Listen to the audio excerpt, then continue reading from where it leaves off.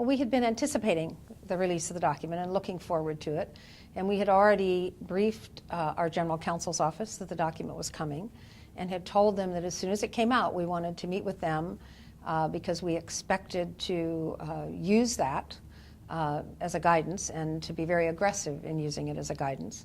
And so when it came out, we immediately forwarded it to them and scheduled a meeting. And it was a very positive meeting. But they were a little surprised because I told them that I considered this document the floor from which we would then, below which we would not go, rather than a ceiling under which we would stay. And that did cause them, I think, to take a moment to sort of think about, do I need to reread the document? But they did, I think, essentially feel very comfortable with it. And they agreed that if we had specific projects, particularly large-scale ones, where we were going well beyond what was explicit in the document, that we would bring it back to them and discuss it with them on a case-by-case basis. But essentially said they were very comfortable with our proceeding.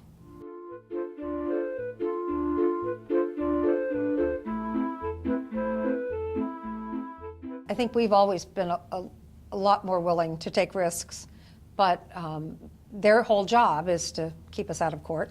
It has helped us to realize that it really is not risky to look carefully at these things and recognize that they're transformative and to defend, if you will, and extend the rights of our authors and the rights of our users to access our materials.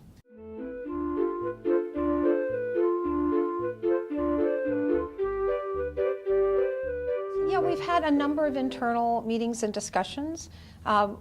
We've still got a few staff who really would very much like to have numbers, and every time they send a draft up that has a number in it, I scratch it out and send it back and say, no, I know it is harder, and I mean, that's part of it. It takes longer to look at cases individually and really examine, is this case transformative and that case isn't? But, so some of that I think is just looking for something that's quick and easy because they're handling a large volume of requests, particularly when it comes to like the electronic reserves and that kind of thing.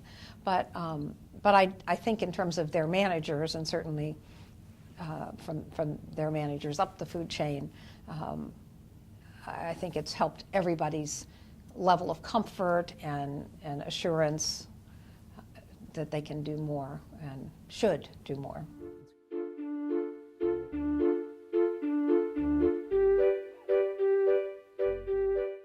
Well, we certainly have a very large-scale digitization program. And so in looking at all of our digital projects, we've been kind of re-examining the criteria that we were using, and I think being less conservative, more aggressive. I don't know how you want to frame that. Being a little more risk-taking about what are we doing, and looking at some of the other case studies of things that people have done. Trying to really carefully understand transformative use and to think, really more carefully about, is this a transformative use? And finding that there really is a lot more transformative use than we have been letting ourselves think about, And so I think it's really having its biggest effect there as we're prioritizing digitization initiatives to really be more expansive in how we define what we're doing.